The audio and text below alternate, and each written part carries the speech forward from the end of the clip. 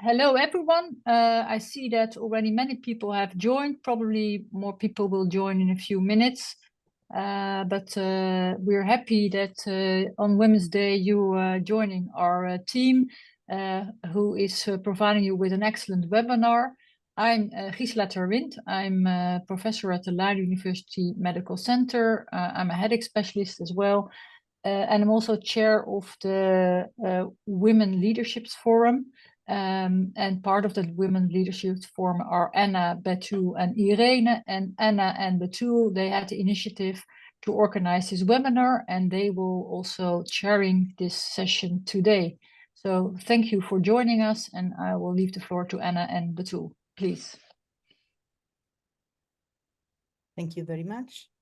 Betül, I think that you can introduce the meeting. Yeah, sure, definitely. As you all know, gender equality is a crucial issue in scientific research, and it is particularly important to address this topic in the field of headache research. And by shedding light on gender disparities, we can develop a more holistic approach that accounts for the unique biological, psychological, and social factors affecting individuals of all genders with headaches. Now, we will start this webinar with 4 excellent speakers of young women, young researchers, and the first will be introduced by Anna. I'm Betül Baykan from Istanbul University. I feel myself as a feminist devoted in headache research. Thank you very much for joining us. Thank you, Betül.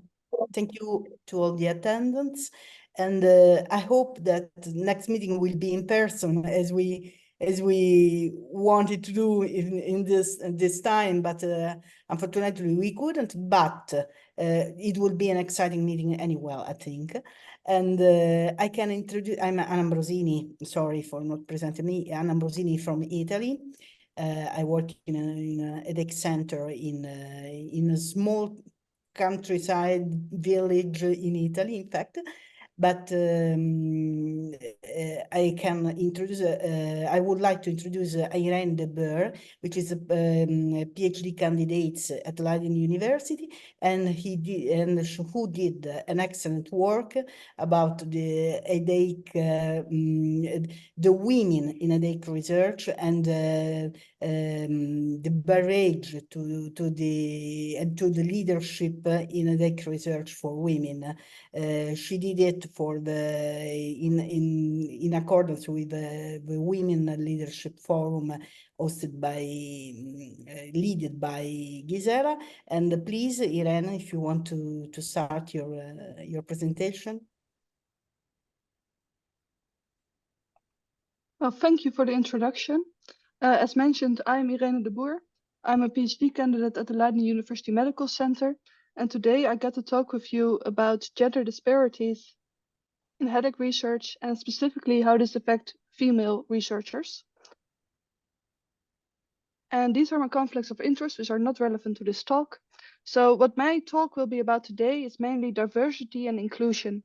So to many of you, this will be topics that you already know a bit about, but just to get everybody on the same page, diversity is about multiple identities being represented, but the inclusion is about thoughts and ideas being actually heard. So a metaphor for this is diversity is being asked to the party, while inclusion is being asked to dance. And these two together lead to equity, which is a fair and equitable access to treatment and opportunity for everyone. And this is not just important because of the morality behind it, but together these also lead to excellence. We know that research work that is conducted by a diverse group of individuals is of better quality and gets more citations. So this is something to also be interested in, even if the morality of it is not interesting to you. So what I want to talk with you about today is what we did at the Women's Leadership Forum. So we did a survey which focused on 2 things, career barriers and harassment. And I want to give you a very small overview of what we did here. So we looked at career barriers, and one of the things that we looked at is how people perceive their professional recognition and were they taken seriously. And when you look at the results here, we split them apart for women and men. And what you can see then is that the barriers are experienced differently across gender. So for instance, more men are likely to respond that they do not experience a barrier, while women are much more likely to respond that gender for them is a barrier. So this is an important result that indicates that there are differences across women and men. And if we take another example, for instance, whether research is taken seriously, you can see that this is almost not a problem for men when we look at gender, and that women consider their gender very much to be an issue here. So this means that we still have we still need to improve. And here I want to give a few of the things that we can do ourselves. So one of the things we can do to help with this is we can become mentors. So we can share what we have learned about this, and we can help other females, but also other people to become better. Next, we should celebrate our own achievements, but we should also very much celebrate the achievements of the people around us, especially those whose work often goes unrecognized. Next, we should all realize that we have biases, even if we do not notice this ourselves, because we all have been raised a certain way, so we all have biases that are important and that we take with us, and we should notice these, and when possible, we should try to correct them. And finally, when we build a team together or when we look for collaborations, it's important to try to diverse these as well. So next, we did another survey, and this was about harassment. And when we did a survey, we tried to determine how often verbal harassment, physical harassment, and sexual harassment occurred in the headache field. And here we only looked at workplace harassment. And what you see here is that there were almost 40% of the people experienced verbal harassment. So this is actually a very high number. It's very lucky that less people experienced physical harassment, but still more than 5% of people had problems with this in the workplace as well. So it's still much too high. And finally, you can also see that about 60% of people experience sexual harassment. And that is when we look at the group together. If we separate these across women and men, you can see that women are much more likely to experience sexual harassment than men. So this is also very much an issue in our field that needs attention. So how do we deal with this? It's very difficult, which has been proven in the literature, but something needs to change. So one of the important things is that we need to have understanding. So we need to take ownership of the problem, and we need to raise awareness among ourselves and among our colleagues, and we need leadership that's committed to change. Next, we need to focus on recognizing the problem, and we need to empower bystanders to stand up to those that harass. And we need to focus on the reporting. The policies need to be clear, and they need to be revised to make sure that the reporting structure is still adequate. And finally, we need to focus on preventing. By making sure there's consistent accountability, this can help. And we need to also make sure that there's training to make sure that everybody is capable of doing their best themselves. And finally, by increasing transparency, we can also work towards prevention. So this is my short update. I would very much like to give everybody suggestion to read our papers on these topics, which were published in Cephalalgia, which have much more useful information. And finally, I would like to thank all of those who work towards this paper, and also all of you who are here today to listen to these talks. And with that, I would like to end my presentation. Dear Irene, many thanks for this introductory speech and for your important, crucial roles in the Women Leadership Forum. We are grateful for this. And now it's time for a second speaker. Britt van der Arend is a medical doctor and a PhD candidate at the Leiden Headache Center. And her talk will be about a closer look at the influence of menstruation on migraine. Britt, please. Thank you, Betül, for this introduction. My name is Britt van der Arend, and I want to talk to you today about the influence of menstruation on migraine. It's going to be a rather clinical talk because my research is mainly clinical. The main project that I'm working on is the WHAT study, and WHAT stands for Women, Hormones, Attacks and Treatments.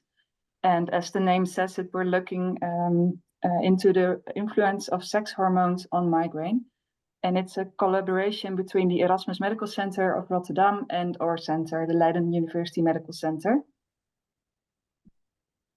So what I'm going to talk to you about is, well, firstly, the definition of menstrual migraine and/or the first results of our WAT diary study, which is the first project of the WAT study. Then I'm going to talk to you about sex differences in the acute treatment of migraine. I'm going to tell you something about our proposed pathophysiology of sex hormonal fluctuations. And then finally, there are two ongoing projects, which are the WAT trial and the WAT hormone measurement study. So yeah, in our headache center, we make use of this headache e-diary to see the relation between migraine and the menstruation. So this is an example of 1 month of e-diary data, where you can see in the upper row the migraine days, which are indicated in the red squares, and the last row is very important, that's the menstrual bleeding. So in this way, we can see that this migraine attack occurs within the first days of the menstrual bleeding, which is the perimenstrual window. And the perimenstrual window starts 2 days before the onset of menstruation and lasts until the 3rd day of menstrual bleeding. And according to the ICHD-3, or the appendix, menstrual migraine is defined as migraine attacks occurring in the perimenstrual window in 2 out of 3 consecutive menstrual cycles. So we asked our cohort of over 600 women if they thought they had menstrual migraine. Then 80% says, yes, I think I have menstrual migraine. And 20% says, no, I do not think I have menstrual migraine. But when we let them fill in our e-diary for at least 3 months, 3 menstrual cycles, we can see that the self-reported menstrual migraine diagnosis has extremely poor accuracy. Because of the people who reported that they thought they had self-reported menstrual migraine, only 68 women had menstrual migraine based on the e-diaries. And from the women who did not thought they had menstrual migraine, also 58% did have menstrual migraine based on the e-diary data. So rule of thumb is that 2/3 of all women have menstrual migraine, but you need an e-diary to establish the diagnosis.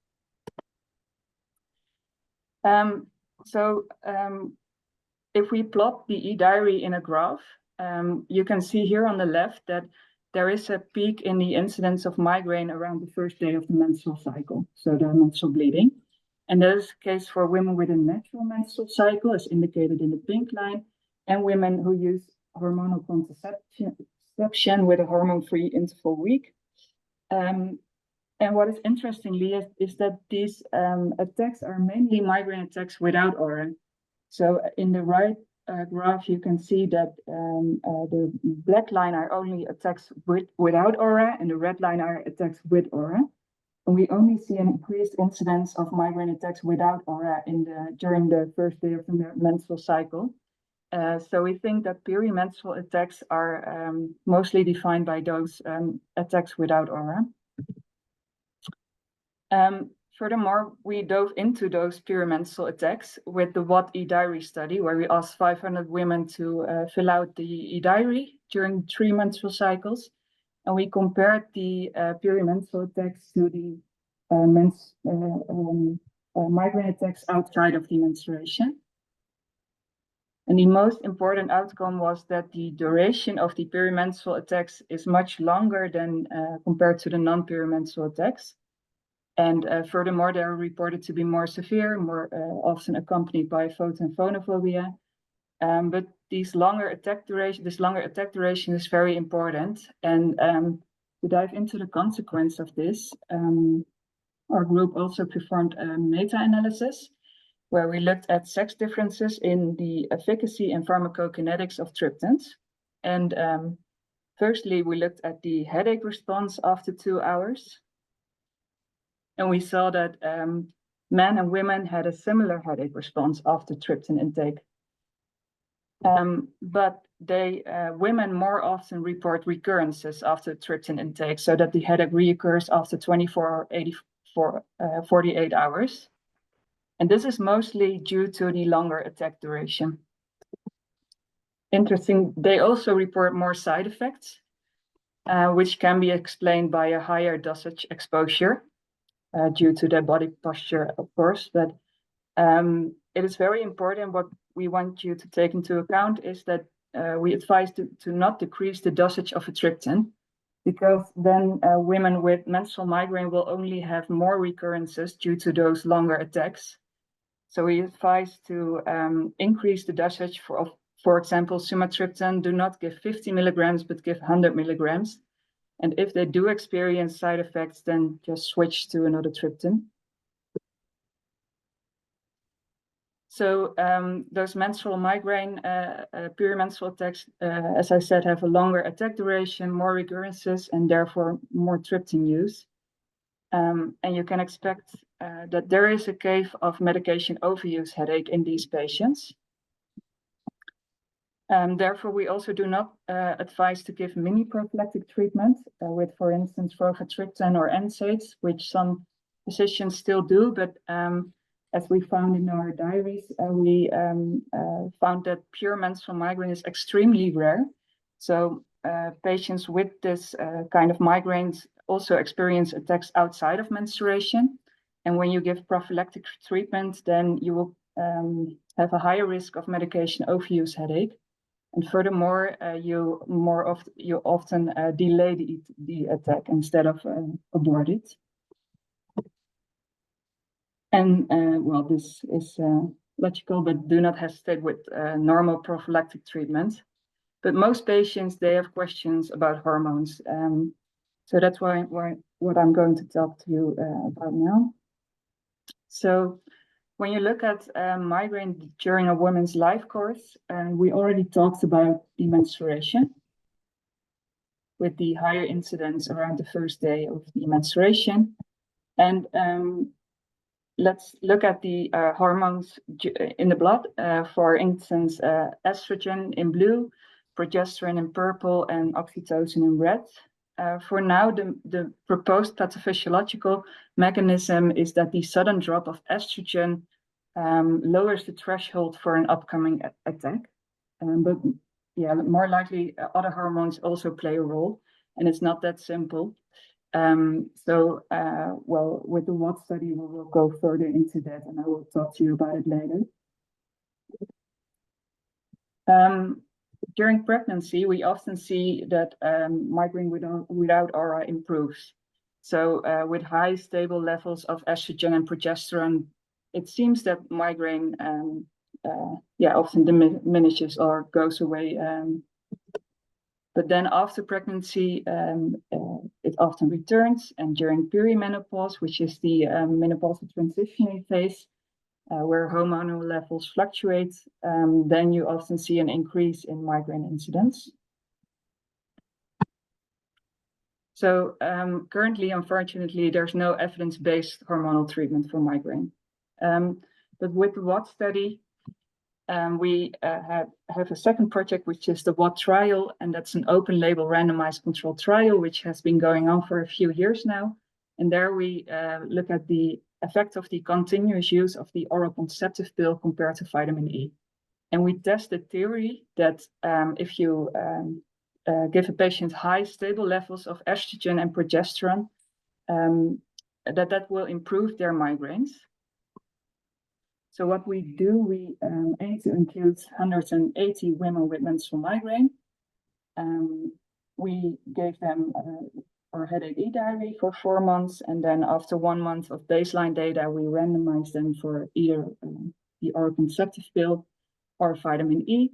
And then our primary outcome will be the monthly migraine days, but we will also look at monthly headache days or other disability questionnaires or the 50% responder rate. So we hope to finish this trial within a year. But, why this is also important, most physicians already prescribe the oral contraceptive pill for migraine, but it is not without risks. As you might know, migraine with aura has an increased risk, relative risk of stroke. But if you have a young woman with migraine with aura, who's also smoking and uses the oral contraceptive pill, then the relative risk of stroke is increased by 34.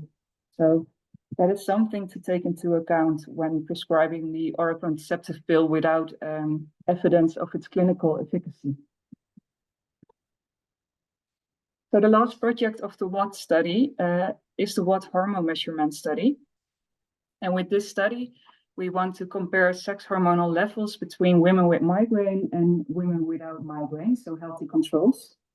And what we do, we let them track their ovulation with a digital ovulation test, which measures the LH surge.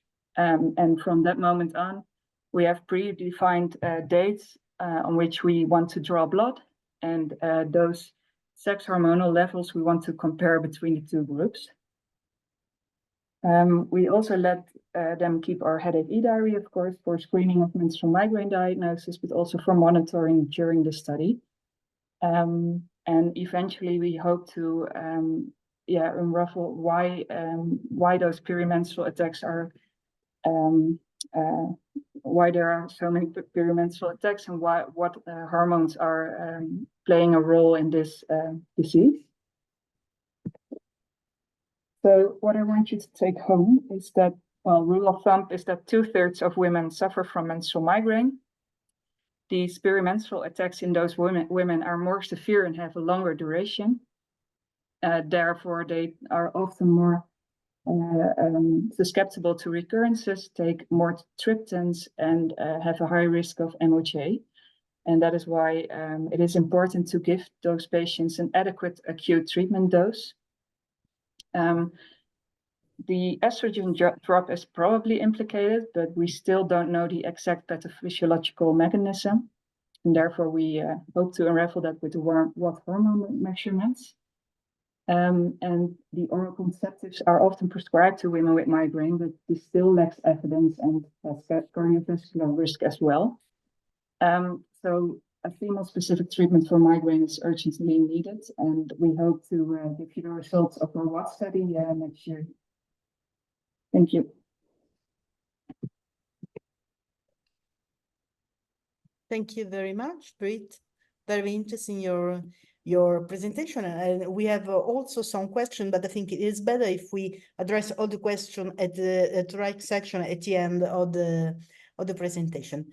Now, the third presenter is Eloísa Rubio-Beltrán, who is a postdoctoral research fellow at King's College in London, and she is interested particularly in the hormonal effects on headaches, and she will talk about the effect of some migraine treatments on Trigeminovascular effects, and if there is a role for sex steroids on this effect. Thank you, Eloísa.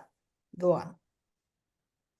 Thank you so much for the invitation. I really want to appreciate, I really appreciate this invitation by the Women's Leadership Forum, especially in a day as important as today, because I think this is something that is crucial in the migraine field, especially considering the high prevalence of migraine in females. So as Professor Ambrosini mentioned, I'm going to talk about the fact of some anti-migraine treatments in the modulation of the Trigeminovascular system and how this could be modulated by sex hormones. So as a small introduction, when it comes to migraine, what is migraine? Migraine is a highly prevalent disorder. It is estimated that 1 out of 6 people in the world suffering from migraine. But that's not the only thing. Migraine is also a highly disabling disorder. It is the second cause of disability when we count the years lost to disability. So it's not only highly prevalent, but it's highly affecting the lives of patients. But in line with today, migraine is also a predominantly female disorder.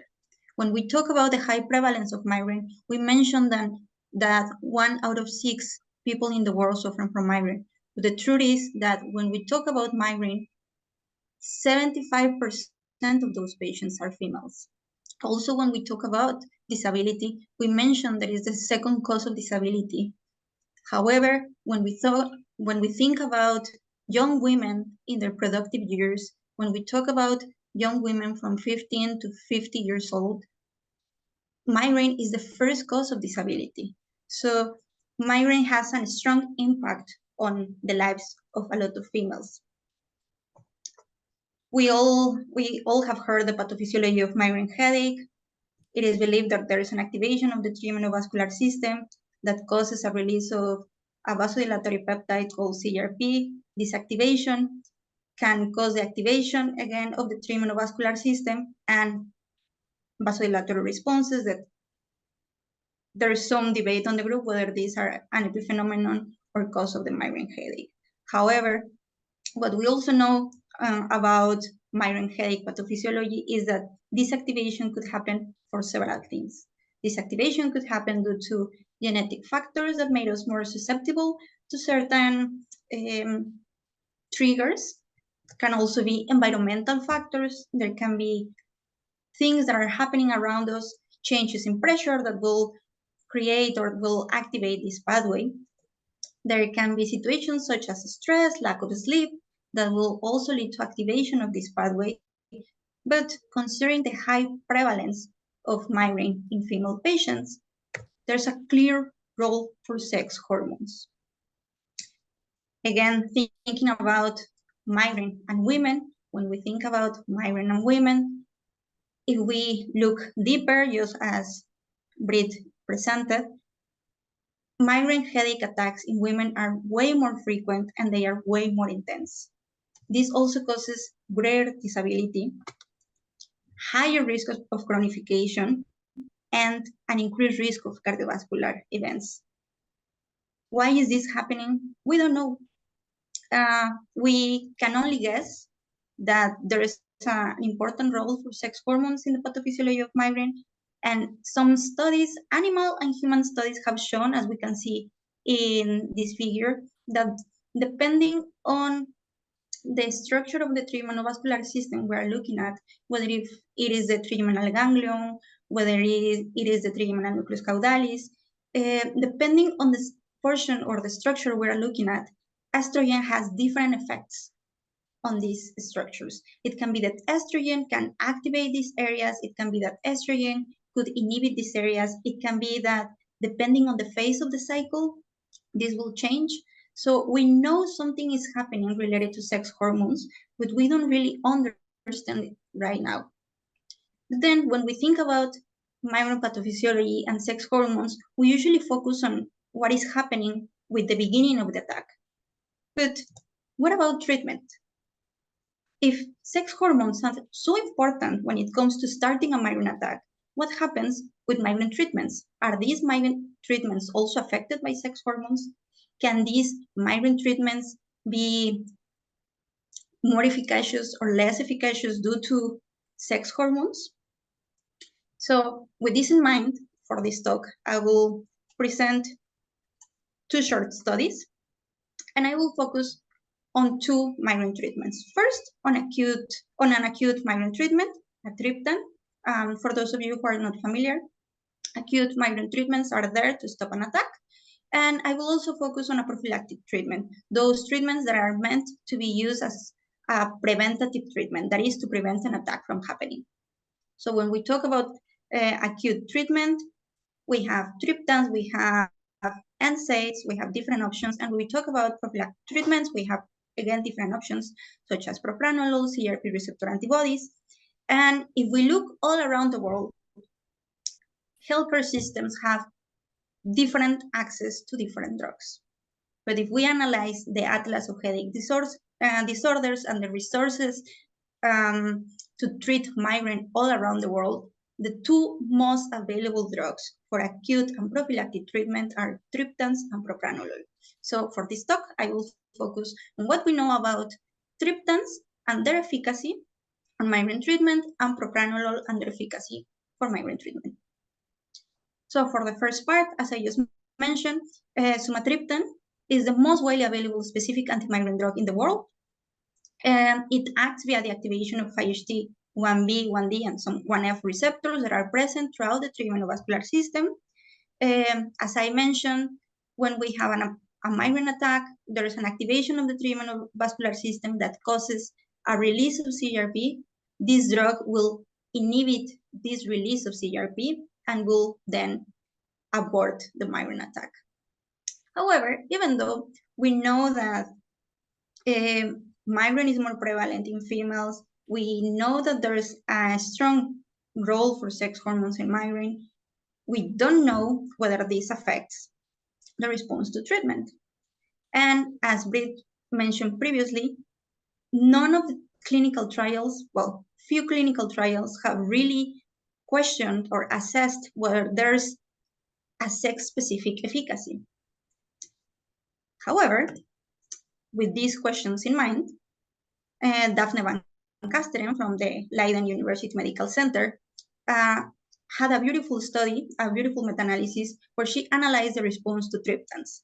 So she looked through almost 1,200 publications, and she saw that only 19 presented sex-specific results, which is extremely incredible to see, considering the high prevalence of migraine in females.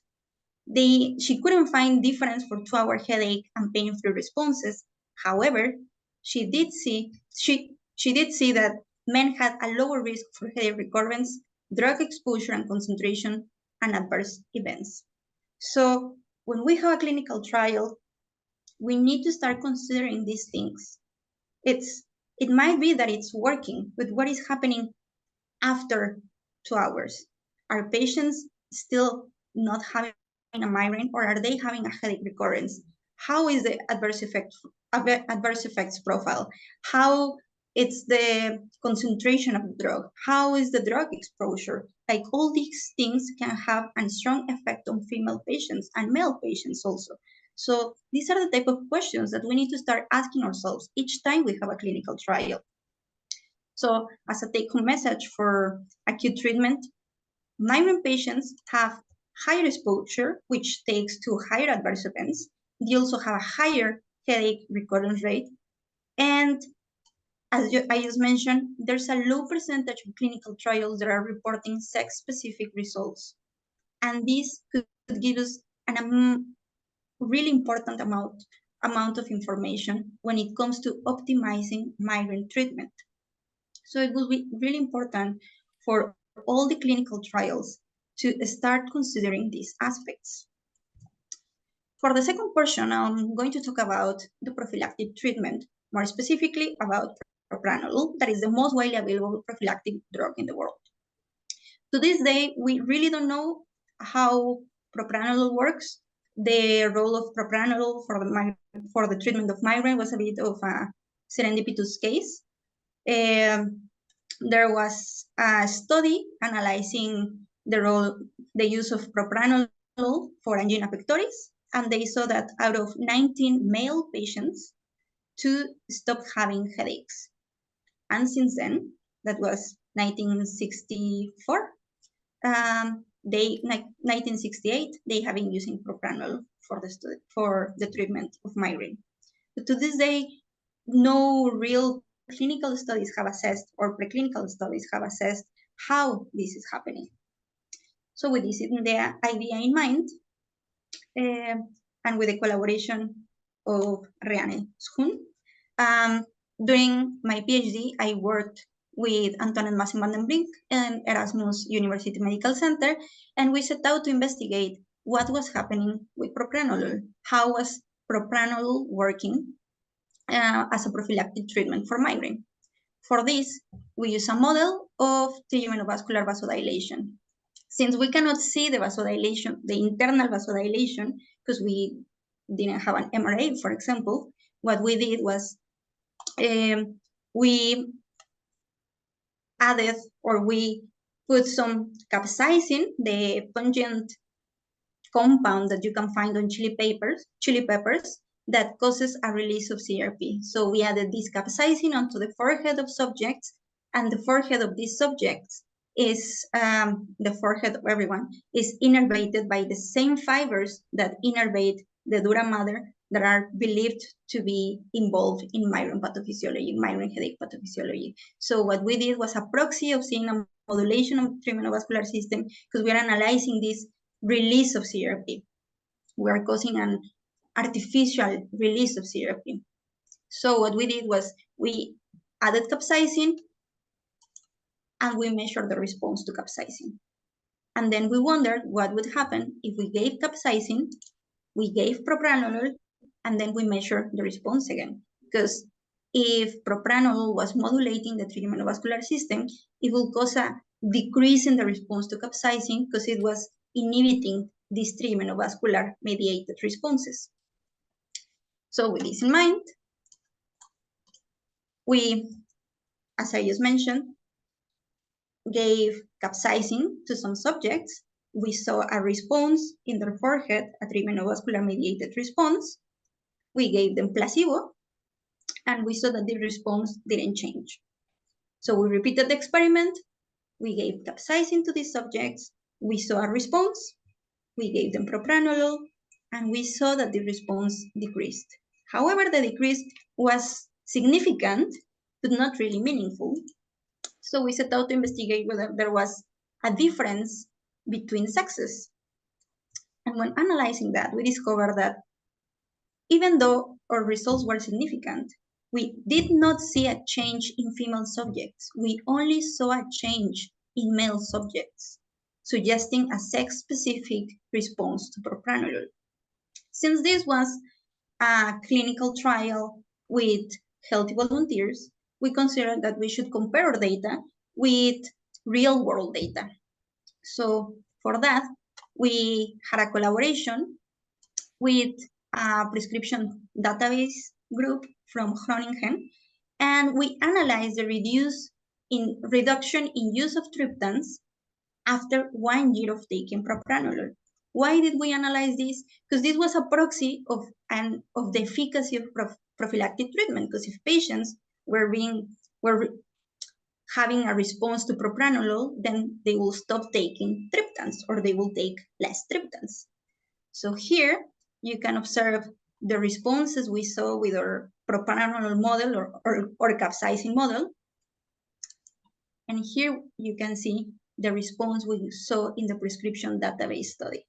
So as you see, the values are quite similar. So female subjects, female patients that were taking propranolol ended up taking almost the same amount of triptans after 1 year with propranolol. However, it was significant because our sample size was huge. When it comes to males, there was a more pronounced inhibition or reduction on the intake of triptans. And if we look at the percentages, female subjects only reduced their intake of triptans by 2%, that it was in average 1 tablet, when male subjects stopped taking around 15% of triptans per year. So again, we are seeing a statistically significant result when it comes to the efficacy of propranolol for female patients. But is this statistically significant result a clinically meaningful result? We need to start having these discussions, because if we have a clinical trial, we will see that effectively propranolol works for female patients. And it might be that for a lot of female patients, it will work. It might be that for a lot of patients, depending on their hormonal status, it will be quite effective. But we also need to analyze whether there will be a subset of patients that won't be as responsive. And the fact that they have a statistically significant change will actually mean that that's clinically meaningful. So as a take-home message, sex-dependent responses to propranolol have been seen in both in clinical trials, small clinical trials, and have also been seen in real-world data. In real-world data, we also saw that male patients had a more pronounced decrease in triptan use, which talks about sex-dependent efficacy of anti-migraine drugs. And again, we need to start a discussion on whether we need to start differentiating between clinically meaningful and statistically significant. Because patients are being, as I just mentioned, migraine is highly disabling. So even though one attack less can make a difference, we need to think how to optimize the current treatment options. So as a final take-home message for this talk, migraine is a predominantly female disorder. The role of sex hormones in migraine pathophysiology and treatment, it's clear. We know that something is happening, but we don't know what. And further studies are really needed to be able to optimize treatment options that patients have. And also, quite important, we need clinical trials to start reporting sex-specific response to treatment, so we can both optimize from the clinical point of view and from the preclinical point of view. And what I mean with this is we need to start studying the role of sex hormones in all aspects of migraine. With this, I want to thanks once again the IHS for this invitation, and I want to thank all the females that have been part of these studies and that are part of my current work. So from the propranolol study, I want to thank Professor Antoinette Massen van den Brink, Rianne Schoen, and Hatre Ibrahimi, because they were fundamental for the propranolol study. And from King's College London, I really want to appreciate and thank all the females I have the luck to work every single day. Thank you. Dear Eloísa, very great talk. Thank you very much. And now it's time for our last speaker. I'm very delighted to announce Doğa Vuralli. She is from Ankara, Gazi University. She's a neurologist and also neuroscientist. And the topic is medication overuse, headache, leaky gut, and gender issues. Doğa, please. Thank you, Professor Baykan. It's great to be here with you on this day. I'm sharing my slides.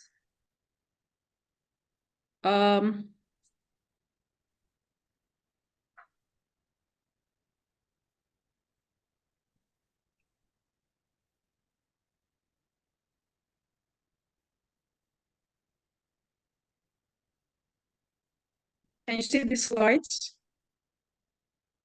Yes, we can see. Today, I will talk about medication overuse, headache, leaky gut, and sex differences. I will start talking about medication overuse, headache, and some clinical features that are different in females and males.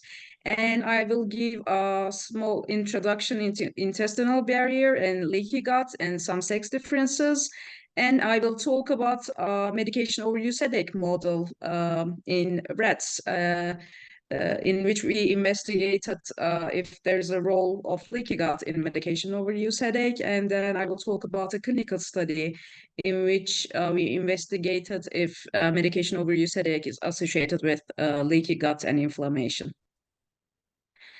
As you know, medication overuse headache is a secondary headache, and it is frequently associated with chronic migraine. It is seen about 2/3 of the chronic migraine patients, and its prevalence is 1 to 2% in the general population. And similar to chronic migraine, it is more common in women. It is 3 to 4 times more common in female patients. When we look at the risk factors for medication overuse headache in cross-sectional studies, medication overuse headache was shown to be associated with female sex, low level of education, low household income. And in a longitudinal study, these risk factors, such as female sex and low educational level, were confirmed. However, pre-existent migraine headache and medicating behavior at baseline were stronger risk factors.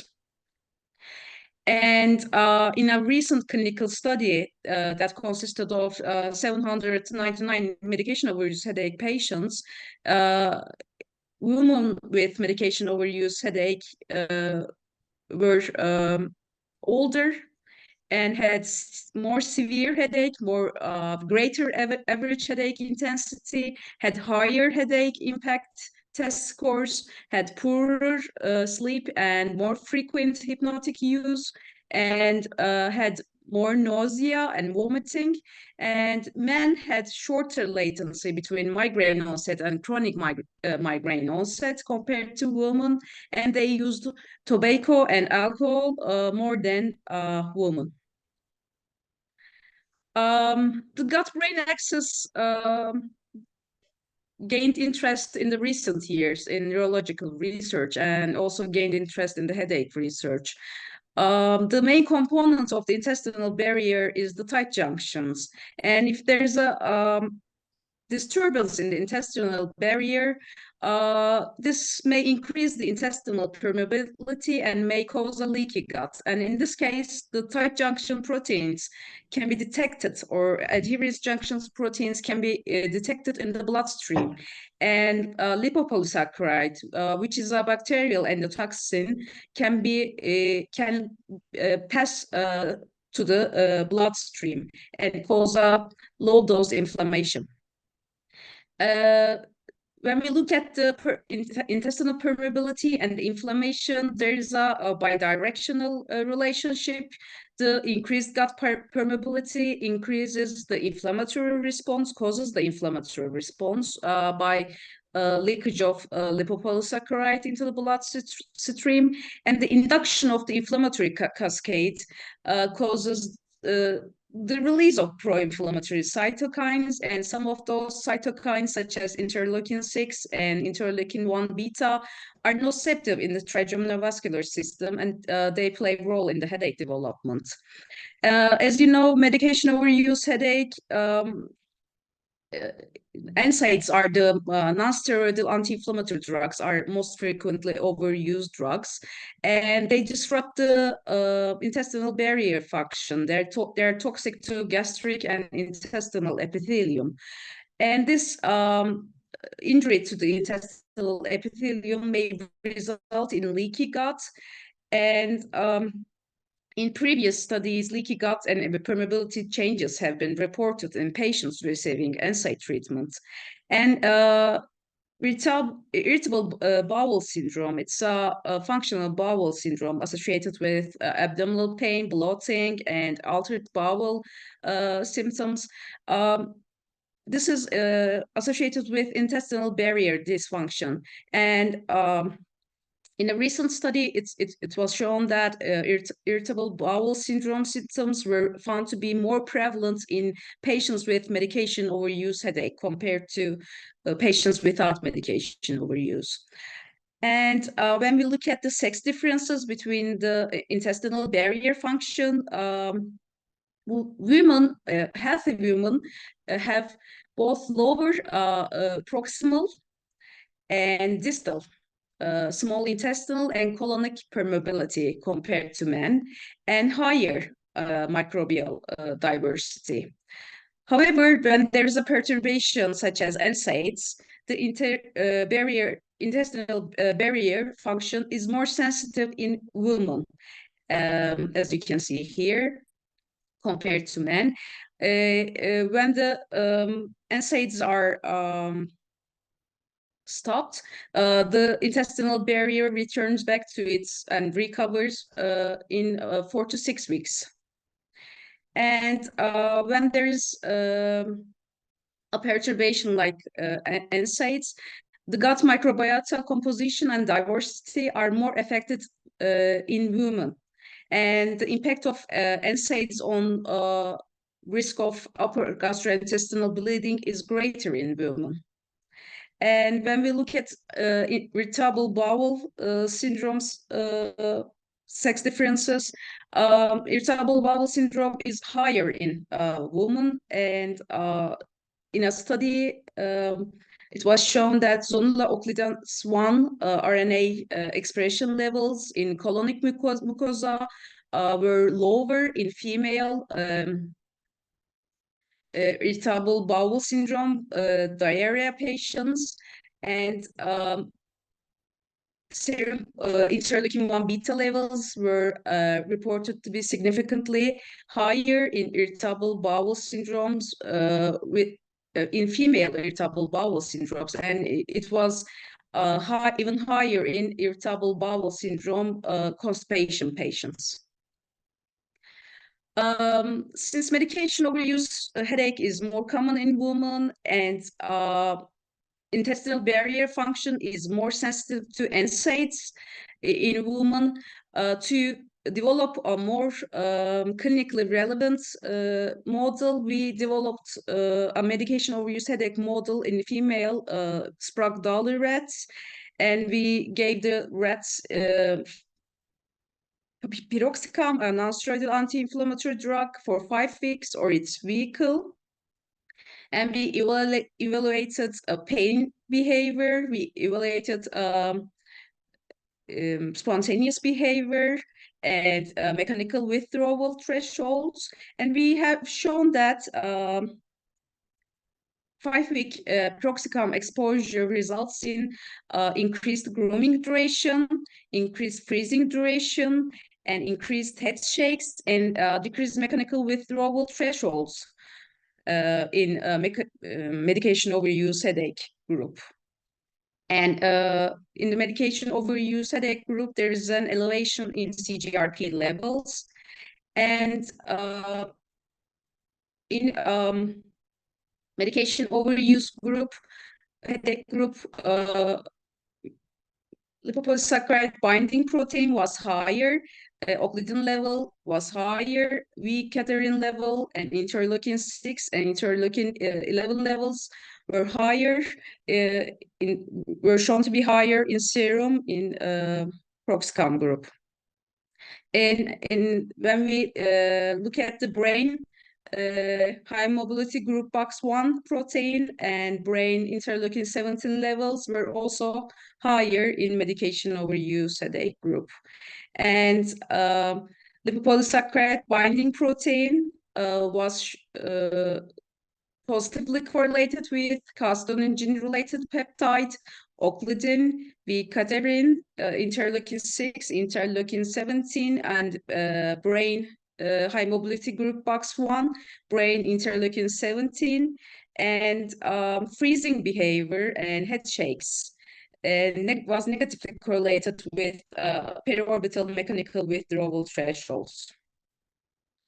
So in this model, we showed that chronic use of an NSAID, piroxicam, resulted in pain-like behavior, reduced the periorbital mechanical withdrawal thresholds, increased grooming, increased freezing and head shakes in female rats, and resulted in increased serum levels of lipopolysaccharide binding protein, occludin, and V-caterin, suggesting an increased intestinal permeability.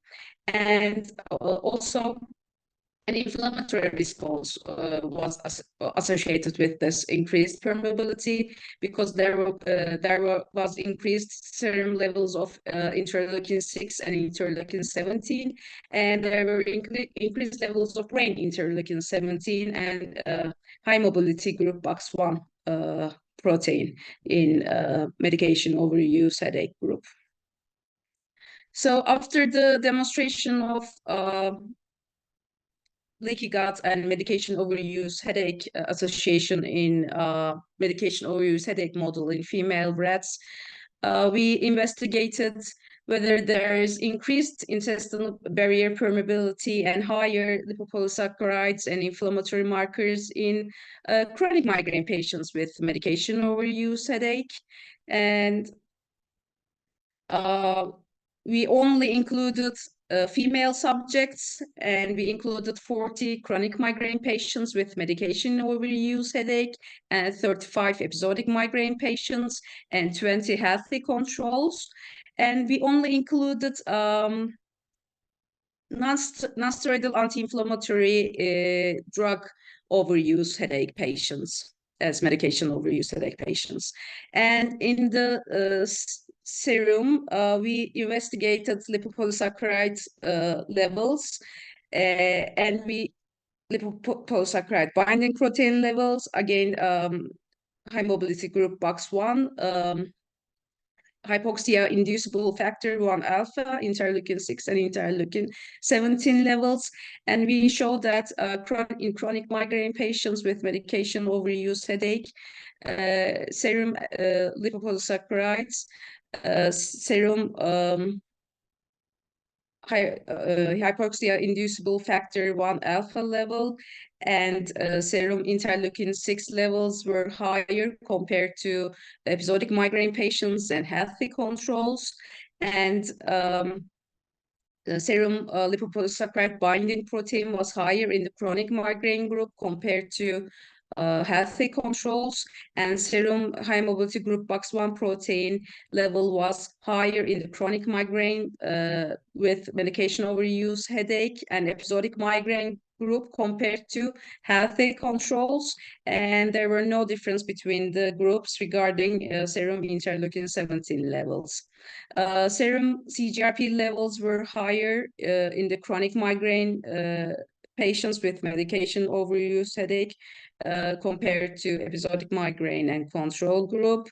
And serum V cadherin levels were higher in the chronic migraine patients with medication overuse, headache, compared to episodic migraine patients and healthy controls. And serum occludin levels were comparable between the three groups. We also investigated the hospital anxiety depression scale scores and hospital anxiety, depression, anxiety, and depression subscale scores, and they were higher in the chronic migraine with medication overuse headache group compared to episodic migraine group and healthy controls, and it was also higher in episodic migraine patients compared to healthy controls. We also investigated headache impact test scores and migraine-related subjective cognitive symptom scale scores, and they were higher in the chronic migraine with medication overuse headache group. The frequencies of irritable bowel syndrome symptoms in our study was 47.5% in chronic migraine patients with medication overuse headache, and 31.4% in episodic migraine patients, and 25% in headache healthy controls. These frequencies were higher compared to the literature. This may be due to we only included female patients in our study. That may be the cause. And we showed that serum V cadherin levels were even higher in chronic migraine patients with medication overuse with irritable bowel syndrome symptoms. And the number of monthly migraine headache days were positively correlated with serum lipopolysaccharide level, serum hypoxia inducible factor 1 alpha, serum V cadherin level, serum interleukin 6 levels, migraine duration, hospital anxiety depression scale, anxiety and depression subscales, headache impact tests 6 scores, and mixed cog scores. And serum lipopolysaccharide was also positively correlated with the cadherin levels and occludin levels, and serum interleukin 6 levels were positively correlated with occludin and CGRP levels. So the study provided for the first time an evidence for leaky gut and inflammatory response in systemic circulation in female chronic migraine patients with medication overuse headache. So we showed higher serum lipopolysaccharide and lipopolysaccharide binding protein levels, indicating indicating a leak of lipopolysaccharides into the bloodstream due to intestinal hyperpermeability. V-cadherin is an adherence junction protein, and it can be increased in bloodstream when there is a leaky gut. And in the study, the V-cadherin levels were higher in chronic migraine patients with medication overuse headache, and it was even higher in chronic migraine patients with medication overuse headache with irritable bowel syndrome symptoms. And lipopolysaccharide levels were correlated with V-cadherin and occludin levels, which also supported leaky gut. Intestinal hyperpermeability was also associated with an inflammatory response because serum high mobility group BOX1, hypoxia inducible factor 1 alpha, and interleukin 6 and CGRP levels were also elevated, and intestinal permeability and related inflammation was associated with higher migraine frequency, and hypoxia inducible 1 alpha levels were elevated, which may be associated with mitochondrial distress or inflammation in chronic migraine patients with medication overuse headache. And as you know, high mobility group BOX1 and lipopolysaccharide act on the same receptor, which is widely expressed in trigeminal neurons. And higher levels of lipopolysaccharide and high mobility group BOX1 in systemic circulation shows an ongoing inflammation, and which may contribute to trigeminal nociception. And in animal studies, in male rats and male mice, lipopolysaccharides and high mobility group BOX1 was shown to cross blood-brain barrier, but in humans there is no study showing direct passage of lipopolysaccharide or high mobility group BOX1 passage across blood-brain barrier. So as a conclusion, medication overuse headache is more common in women than in men, and there are some sex differences in clinical features of medication overuse headache patients, and intestinal barrier function is more sensitive to NSAIDs in women, and gut microbiota composition and diversity are affected by NSAIDs in more affected by NSAIDs in women, and irritable bowel syndrome symptoms are more common in women, and there are some sex differences regarding mucosal changes, zonal occludence, RNA levels, and serum inflammatory markers in irritable bowel syndrome. And irritable bowel syndrome symptoms are more prevalent in medication overuse headache patients, and elevated serum lipopolysaccharide binding protein, V-catenin, and occludin levels are shown in a medication overuse headache model in female rats, showing disrupted intestinal barrier function and lipopolysaccharide leak into bloodstream. And chronic migraine patients with NSAID overuse headache have increased lipopolysaccharide binding protein, and V-catenin levels. And lipopolysaccharide levels were correlated with V-catenin and occludin levels, which provide evidence for leaky gut. So leaky gut and the consequent lipopolysaccharide leak may be one of the sources of systemic inflammation in chronic migraine, and may be one of the contributors in medication overuse headache. And it must be taken into consideration in patients with medication overuse headache for long-term management. Thank you very much for listening. Dear Doğa, many thanks for this great talk summarizing your last research, experimental studies on this interesting topic. Now it's time for questions. I see the question for Britt from Alejandro Ramirez. He asking, based on your A-diary data, why and which hormonal contraceptives didn't change the attack incidence of perimenstrual headache attacks? Britt, please. Yep. Thank you for that question. In our e-diary data, we included patients with a natural menstrual cycle and patients who took oral contraceptives with a hormone interval-free week. So we saw in both groups that there's, of course, a decline in estrogen and progesterone, and therefore an increased incidence of migraine. But to take it a bit broader, maybe in classical studies from the 1970s, I believe by Silberstein et al., they investigated the effects of stopping estrogen and progesterone separately by injecting one of them at a time and then stopping it again. And then they looked at migraine, and they saw that migraine was primarily triggered by the withdrawal of estrogen and not associated with the withdrawal of progesterone. And they also administered progesterone, but that did not seem to provide protection against the onset of those perimenstrual attacks. whereas estrogen did, but it delayed the attack. So I don't know if that answers the question, but based on those findings, we currently believe that mostly estrogen suppletion is the most important factor. Anna? Thank you. Yes, there is another question for Britt by a question which was posed in Dutch, in fact, but kindly Irene translated it.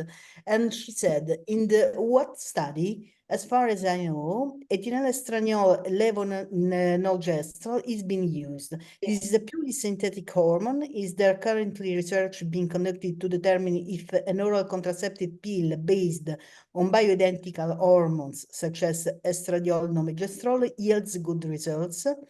This is the question. For women in perimenopause, could BHRT, bioidentical hormone replacement therapy, possibly be chosen instead of a contraceptive pill? What are the thoughts on this? The advantages is that estradiol can be administered transdermally, reducing the risk of thrombosis and putting less strain on the liver. Yeah, so thank you again.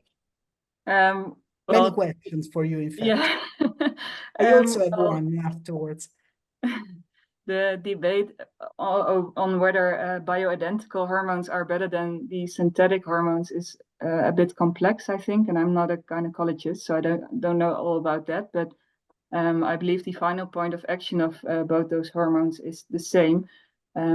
What I do want to point out is that we notice in clinic that among women there's a strong desire to go natural in the last few years, and with that also the bioidentical hormones, but also women who refuse to take hormonal suppletion at all.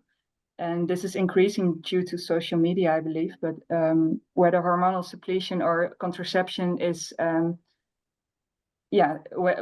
if that's presented as something harmful, that's not helpful for understanding the role of hormones in migraine.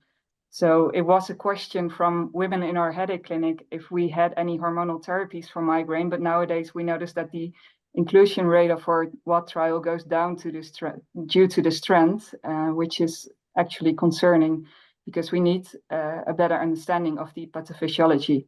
So as for the hormonal replacement therapy, there was another question about that. Yes.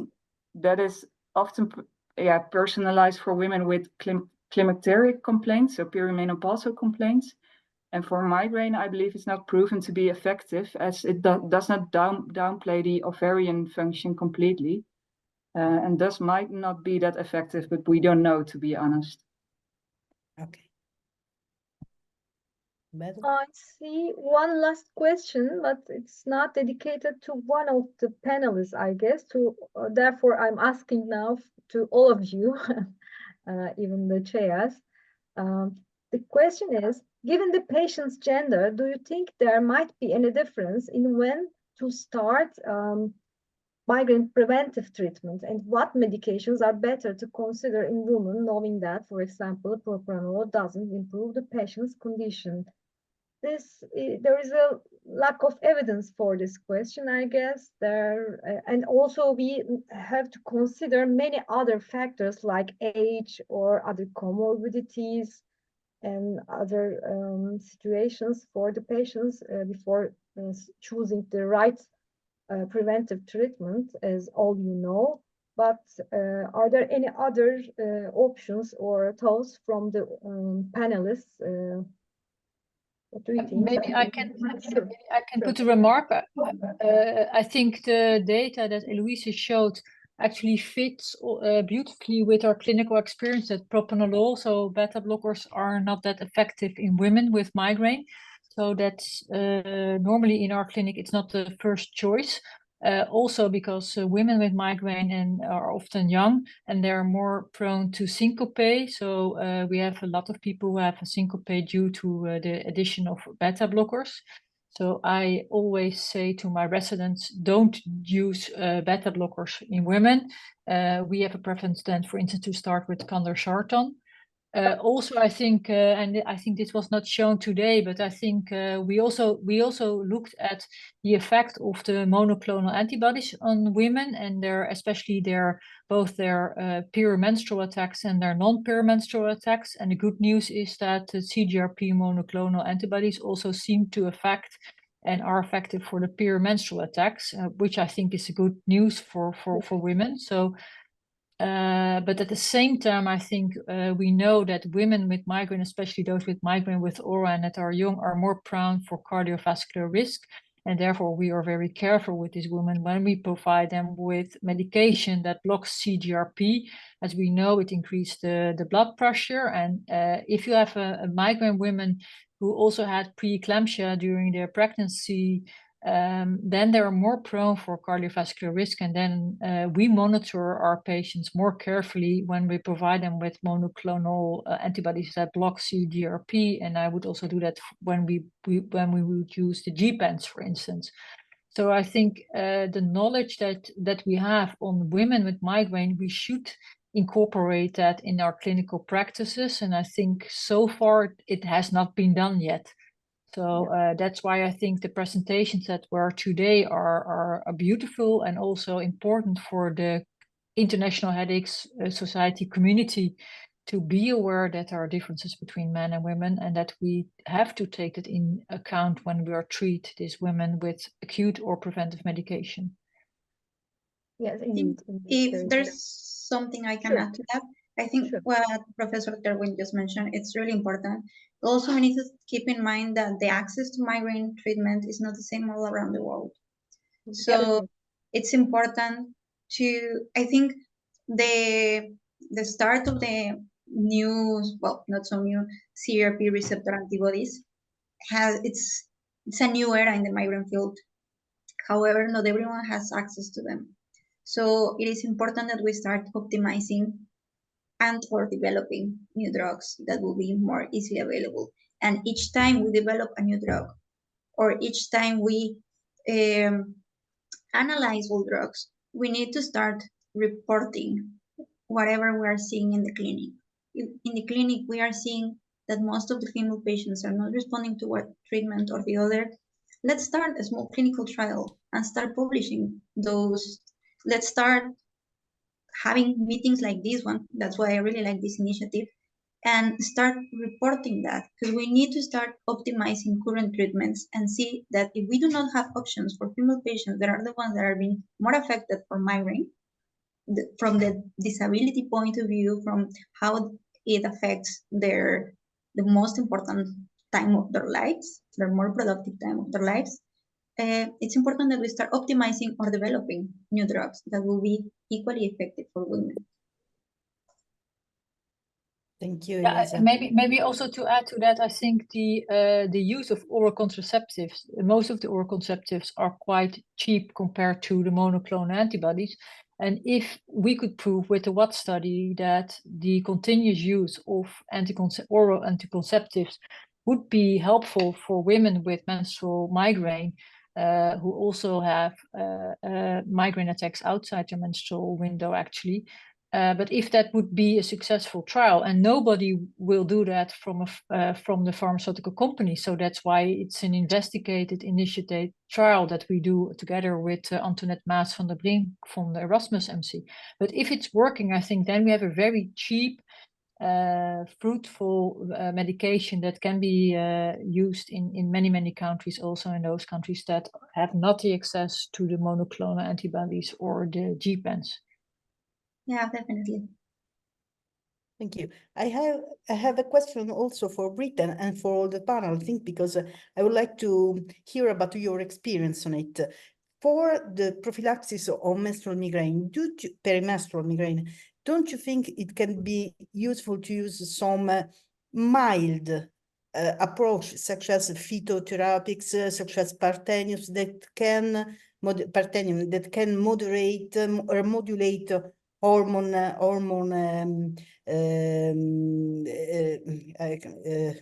sbalzi, I can't say it, hormonal changes during the cycle. Parthenium, Bitexanius castus, do you use it and how do you do? Gisela, do you want to answer? Yes, yes. So Your first, my first. I'm not sure whether I understood the question. Yes, don't you use phytotherapies for the prophylaxis of menstrual migraine, such as Parthenium or Vitex agnus cassus? I don't know the Besides- compounds that besides you're mentioning. evidence. no, me neither. Besides evidences, but Parthenium is used for migraine prophylaxis, in fact. What kind of treatment is that? I think you use another name that we are familiar with in Holland. So we don't understand what kind of medication you are mentioning. So what kind of what class of medication are you now mentioning? Phytotherapics, Gisela. Phytotherapics. And Parthenium. phytoestrogens. Sorry? Parthenoid. Phytotherapy is like phytoestrogens, I'm guessing. No, Parthenium. Simply Parthenolide, Parthenium. Parthenium is a drug, An herbal therapeutic nature drug. I mean, flower. is used in migraine. Herbal medicine, or Herbal, yeah, Fish kind are- of herbal. yeah, we don't use herbal Someone medicine in our center. Herbal medicine. It's a herbal medicine? Yeah. Okay, so you're mentioning medication that the answer can be very simple. I've never heard of the medication, so I don't understand. Maybe you can put it in the chat that other people I'm are trying to familiar find with it. it. Yeah, Yes. yeah. It was written in the chat, actually, Oh. and I also didn't use this one, but I know the name. Never heard of it, so we probably Yes, are not not- using it. Parthenium, Sorry. Tanacetum Parthenium. It is right. It is. I didn't. It was Yeah. indicated in some guides as a additional herbal medicine, but I also never. Okay, well, no, we're not available using that. for us. You No. don't use that. Okay. No, no. Thank you. I do, and it works sometimes. It might menstrual migraine. I see. Okay, I see. It's a very specific. Feverfew is the word for it. Yeah. No. So it is not yeah, feverfew. yeah. No, So we're it not is not using it. feverfew. No. It's not no. feverfew. It's something Tanacetum different. Parthenium. It is Yeah. the right. Oh. It's right. Okay. Okay. And Maybe to answer your question a bit general, I think there are many other kind of drugs that have been mentioned as being effective in migraine or in women with migraine. One of that is, for instance, vitamin E, and vitamin E is a medication that works on your uterus and on your endometrium, and with that, it would affect also your migraine. If we are very honest, we think the proof is very weak, and that's why I'm out of power. That's why we use it as a comparative with our oral anticonceptive. So we are less believing in vitamin E than in our oral contraceptive treatment in the WAT trial. thank you. And I have also a question and a news for Eloísa. I don't know if you already know that IHS is developing the recommendations for migraine prophylaxis and for migraine treatment. In fact, we, together with the Italian DEC Society. And I don't know if you had the chance to read the first draft of these guidelines, but in fact, propranolol will not be included in these recommendations because the LCTs available are not, because it is being developed according to the grade methods, and LCTs concerning propranolol are not satisfying the PICO questions. So unfortunately, even though we know how it works, how well it works, propranolol will not be included in the IHS recommendations for migraine prophylaxis. Sad news, I must say. And apart this, I have a question for all the panel as well. We all know that CGRP is the main target for new migraine treatments, but during pregnancy, CGRP increases dramatically, whereas the migraine frequency and severity decreases dramatically. How does it work? Have you an explanation for this? I mean, there can be several options. Oh, well, I don't know if someone else wants to discuss this first, but like from the preclinical point of view, we all know that the CRP receptor can desensitize, so it internalizes. And even though there are studies that show that once it internalizes, it can still sort of be activated and be sending signals. Once it internalizes, in theory, more CRP cannot bind to the receptor. So with that in mind, it might be that during pregnancy, the levels are so high that the receptor is internalizing, and therefore there are less receptors to where to act. But at the same time, we need to think that migraine is extremely complex. So when we talk about CRP, we talk about a migraine headache, but to reach to that phase, we need to have a premonitory phase. So it might be that maybe during pregnancy, what is happening is that we are not having the first switch that takes us to the migraine headache, but it might be that we need like a complete environment where we have a lot of CRP, but we also need to have certain levels of hormones to these levels, and we need to have like everything to be in the right order, as a way of saying it, to get the migraine headache. So maybe during pregnancy, since we are having receptors that are being internalized, or sex hormones are in levels completely different to the normal cycling hormones we have during our menstrual cycle, plus it might be that certain the hypothalamus, the thalamus, or ascending pathways are adapting to our pregnancy process. This is taking our body to not develop a migraine headache attack.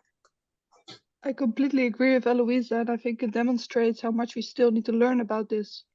There's just so much we don't know yet about these women-specific occurrences around life. It's a lot that we still need to focus on during our studies. Definitely. And now I see one last question from Ingrid Niedermayerova. She asks, do you see any differences between effectivity of anti-CGRP antibodies in women and men in chronic migraine with medication overuse headache? As an introduction, as I can say that these drugs are very effective in medication overuse headache patients with migraine, chronic migraine.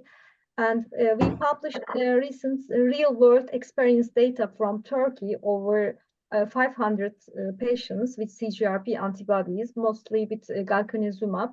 And we see that being a man with chronic migraine is one of the markers of being non-responder, interestingly, in this case. And also the other one was ineffectiveness 2 or 3 therapies, and also lack of nausea, interesting and should be investigated further. Do you have some other responses from the panelists for this CGRP differences in women and men in other countries? Yeah, I could on that. I think we tried many years ago to ask the pharmaceutical companies to do a meta-analysis on the clinical trials, but we were not able to obtain the data, so we had only some data on the fremanezumab, which showed no differences. But I think the power was lacking of power, and I would encourage to do the analysis that we did for the triptans. I think we should do a systematic review and meta-analysis, but we also need the data, and you cannot find the data in the clinical literature at this moment. So that's one response. The other response is that we see effect of this blockage of CGRP in women. And as I said before, we also see that the CGRP blockage does not seem only to affect the non-menstrual attacks, but also the perimenstrual migraine attacks, which I think is good news.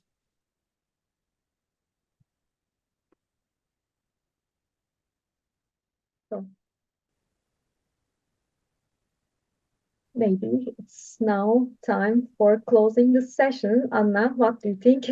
I see no other questions. Because No more questions, I think. Let me congratulate. We have a lot of a message of congratulations for all the speakers. Thank you to all the speakers for your nice presentations. Very interesting. And disclosing new horizons about some things that we thought. Thank you to Doga. Your presentations were really nice and really interesting, I must say.